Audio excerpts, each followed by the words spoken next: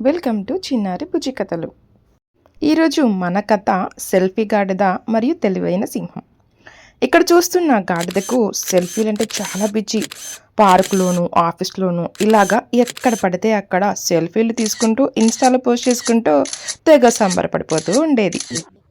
ఇలా ఈ సెల్ఫీలు నాకు నేనే తీసుకుంటే ఏం లాభం?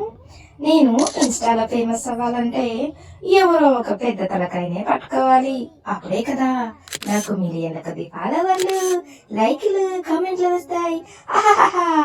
ఈసారి నా సెల్ఫీను ఆ సింహంతో తీస్తా. ఇలా అనుకుంటూ పక్కనే గుర్రుమని నిద్రపోతున్న సింహం దగ్గరకు వెళ్తుంది.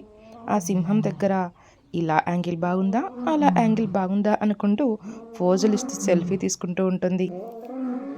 ఫ్లాష్ లైట్ వలన లయన్కి మెలకువ వచ్చి ఇలా గమనిస్తూ ఉంది. అరే రాజావారు లేచారా? మీతోనే నా సెల్ఫీ. ఈ రోజుతో నా ఇన్స్టాలో నేను వైరల్ అయిపోవాలి. అరే ఎవడ్రా నువ్వు? నీ సెల్ఫీ కోసం నా నిద్ర పాడు చేస్తావా? నిన్ను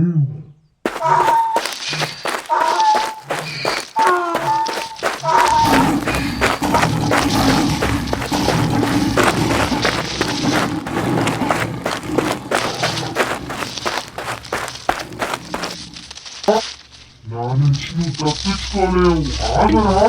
అయ్యో భగవంతుడా, ఏం జరుగుతుంది? కాపాడండి, నన్ను ఎవరైనా కాపాడండి.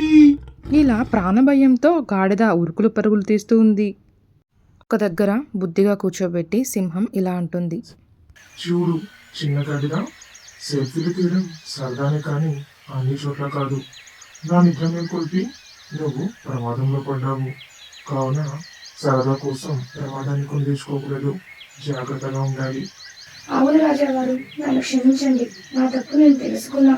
ఇలా చేయడం ఎంత ప్రమాదకరమో ఇప్పుడే తెలిసి వచ్చింది. ఇకపై ఎన్నడూ ఇలా చేయను. మీకు ధన్యవాదాలు. కథ యొక్క నీతి: సరదా కోసం ప్రమాదాన్ని కొని తెచ్చుకోకూడదు. ఈ కథ మీకు నచ్చితే లైక్ చేయండి పిల్లలు.